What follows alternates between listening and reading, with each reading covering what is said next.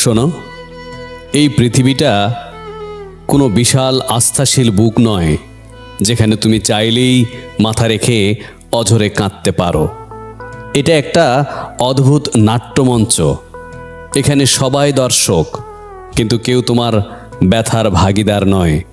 তুমি যখন নিজেকে ভাঙো, যখন তোমার ভেতরের দলা পাকানো কষ্টগুলো হড় হড় করে উগড়ে দাও ভুল মানুষের সামনে, তখন তুমি আসলে নিজের সম্মানটুকুকেই ধুলোয় মিশিয়ে দাও। তুমি কি ভাবো তোমার চোখের জল দেখে ওরা বিচলিত হবে? তোমার বুকের ভেতর তোলপাড় করা হাহাকার শুনে ওরা তোমাকে বুকে জড়িয়ে ধরবে? ভুল, একদম ভীষণ ভুল করছো তুমি। মানুষ বড়ই অদ্ভুত। তুমি যখন কাঁচের মতো চুরচুর করে ভেঙে পড়ো, ওরা তখন সেই ভাঙা টুকরো কুড়িয়ে তোমাকে জোড়া লাগাতে আসবে না, বরং ওরা সাবধানে পাশ কাটিয়ে চলে যায় যাতে ওদের পায়ে কাঁচ না বেঁধে। আর যারা দাঁড়ায় তারা আসে তামাশা দেখতে। তোমার অসহায়ত্ব, তোমার কান্না, এগুলো ওদের কাছে চায়ের কাপের আড্ডার মশলা মাত্র। তোমার গল্প শুনবে, দীর্ঘশ্বাস ফেলবে, আর পর মুহূর্তেই অন্য কারো কাছে গিয়ে বলবে, আহারে, ছেলেটা বা মেয়েটা একদম শেষ হয়ে গেল। ওই সহানুভূতির আড়ালে লুকিয়ে থাকে সূক্ষ্ম উপহাস। নিজেকে সবার কাছে ভাঙতে নেই, একদম নেই। বুকের বাঁ পাশে যে যন্ত্রণাটা দিনরাত হাতুড়ি পেটায়, ওটা তোমার একান্ত নিজস্ব। ওটাকে আগলে রাখতে শেখো। সস্তা দরে নিজের আবেগ নিলামে তুলো না।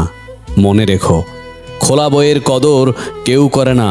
মানুষ সেটা একবার পড়েই ছুঁড়ে ফেলে দেয়।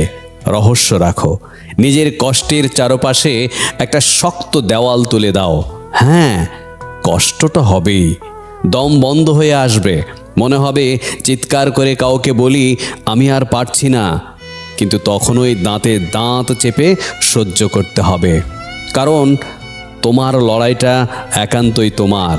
যে মানুষটা তোমার হাসির পেছনের কান্না দেখতে পায় না, তাকে সেই কান্না দেখানোর কোনো মানেই হয় না। তুমি একা, এবং বিশ্বাস করো, এই একাকিত্বই তোমার সবচেয়ে বড় শক্তি।